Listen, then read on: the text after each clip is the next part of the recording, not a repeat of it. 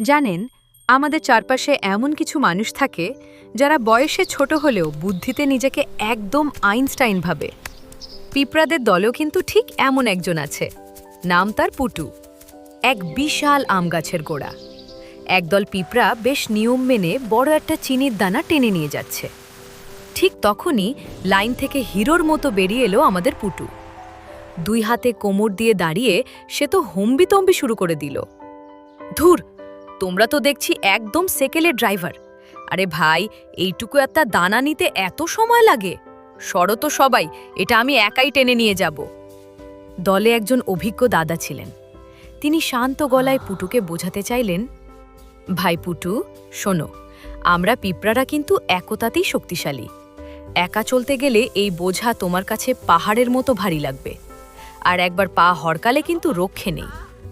আরে রাখো তো তোমার জ্ঞান। জানি ছোট মুখে বড় কথা মানায় না, কিন্তু আমার বুদ্ধি এখন ধারালো ছুরির মতো তেজালো। দেখো তবে কার কত জোর। বলেই পুটু ঝাঁপিয়ে পড়ল সেই চিনির দানার ওপর। কিন্তু ওরে বাবা, দানার ভারে তার সরু পাগুলো তো দেখি কাঁপতে কাঁপতে একদম জিলিপি হয়ে যাচ্ছে। মুখ লাল, দম বন্ধ হওয়ার জোগাড়, আর শেষমেশ যা হওয়ার তাই হলো, ধপাস। চিনির দানার নিচে চাপা পড়ে পুটু এখন চিত হয়ে পা ছুটছে। দাদা এবার মুচকি হেসে বললেন, কি হলো ওস্তাদ, অল্প বিদ্যা ভয়ঙ্করী কথাটা কি একদম ভুলে গেলে? এখন কি একাই উঠবে, নাকি আমরা একটু হাত লাগাবো? দাদা, বড় ভুল হয়ে গেছে। নিজের সীমা না জানলে যা হয় আর কি। আমাকে প্লিজ লাইনে ফিরিয়ে নাও। আমাদের জন্য শিক্ষা আসলে মানুষের জীবনেও কিন্তু ঠিক এমনটাই ঘটে, তাই না? আমরা অনেক সময় অল্প কিছু শিখেই ভাবি সব বুঝে ফেলেছি। বড়দের অভিজ্ঞতাকে পাত্তাই দিতে চাই না।